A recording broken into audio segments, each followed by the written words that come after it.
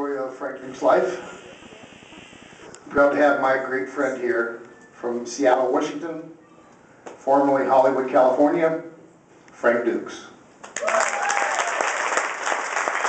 is receiving the undisputed leading martial arts grandmasters of the year award.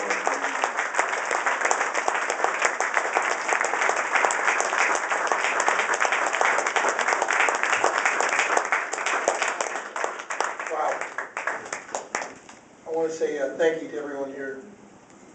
I especially want to say thank you to Jim. You know, it's kind of interesting how life kind of works. And maybe if you'd like, I'd like to share maybe a little bit of my story, because a lot of people ask me this question, and they ask me how true is the movie to my life. And the fights are very real. I didn't sleep with any reporter before a fight, I can guarantee you that. But what's more interesting is hanging out with Jim is, as time has gone on, it took me 35 years to really kind of come home. And my home in the martial arts and see the lineage and see how things cross, like with Vic Moore. Let me explain to you the interesting thing. And it's a sad thing about the movie, because I think the greatest part of the movie was never made it to the movie. And that is, when I was a kid, and this is why these schools and everyone, I really urge what, you know, Dr. Black is talking about, that we all really do need to really reach down deep and work together. I mean, we are really in a moment of crisis, and there's never been probably a stronger fight that we need to do and work together, because the martial arts changes lives. It gives hope to people who don't have hope. Yes. It gives discipline to kids who don't have discipline. It puts them on the right path, and even more important, it keeps them on the right path. And that's what really the center part of my story is when I started with if you want to talk about my story, Bloodsport. I never met my instructor by breaking into his house and stealing a sword. The idea of that was that we had only so many minutes in a movie, and we want to show that martial arts can redeem you. And the producers did that in 5 minutes, and I had to kind of acquiesce that, yeah, they had a point there. But the real story, it was real interesting, is I only have what I have today because of the kindness of others. Because of people like yourself who run schools, who are involved in schools, who showed that kindness to the kid who really doesn't have much.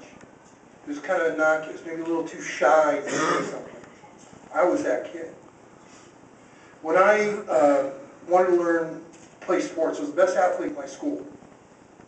But I couldn't play sports because they had a requirement. You had to have cleats, and you had to have a deposit for a helmet or the uniform you're wearing, or have a baseball mitt. I didn't have any of those things.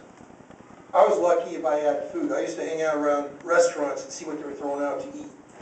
That's the kind of kid I was. I remember going to school when I was a kid in a girl's blouse, because that's all I had to wear.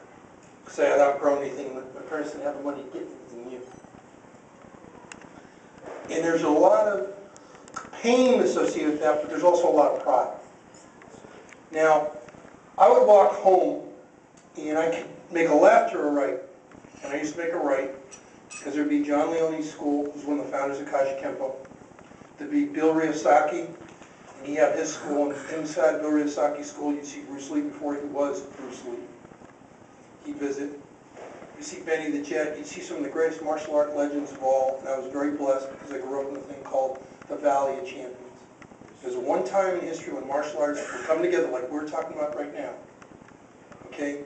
And they got all together in this thing called the San Fernando Valley to make an imprint. And that's where it gave rise to Black Belt Magazine, Inside Kung Fu Magazine. And everybody was kind of within short distance of each other. And I would go to Bill Riyosaki's school, and I wanted to learn terribly. And I remember going in, and I wanted to take lessons, but there was no money for lessons for me. So what I did is I'd come back, and I'd sneak peeks through the glass, and Riyosaki would look at me at first and close the blinds on me, and then I could see he had a change of heart. You know, because he'd see me coming back, and I'd be practicing on the sidewalk, so he'd slowly open those blinds for me every day.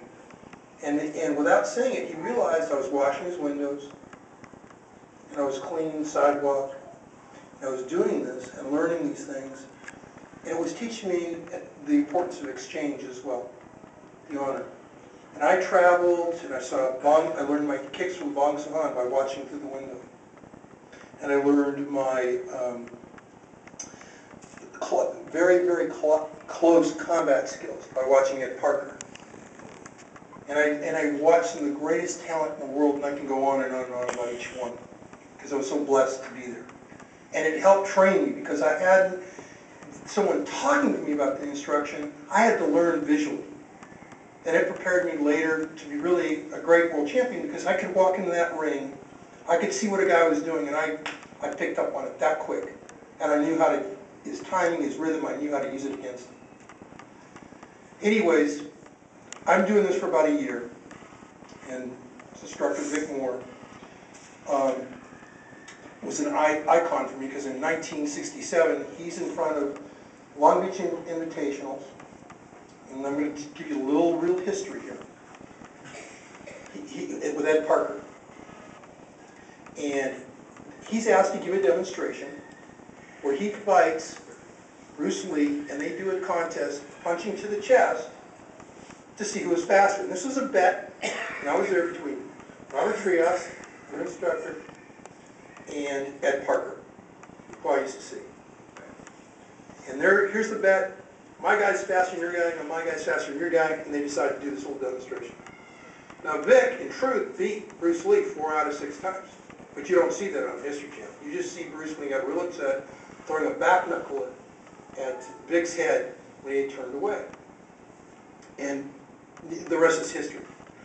So I hear 2 years later, and I was 11 years old when that happened. And by the way, I want to add a little point to that.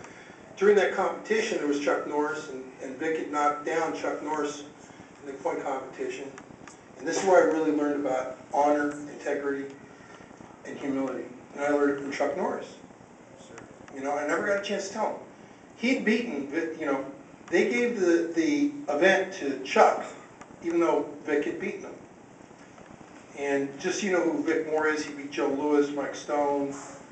He's beaten every great champion you could ever think of.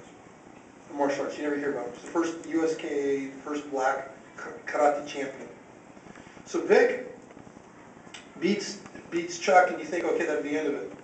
As they're walking out, I watch Chuck Norris grab Vic by the arm with his watch. He says, come here. And he takes the program, and he gives it to Vic, and he goes, it's signed from Chuck Norris. It's the man who beat me.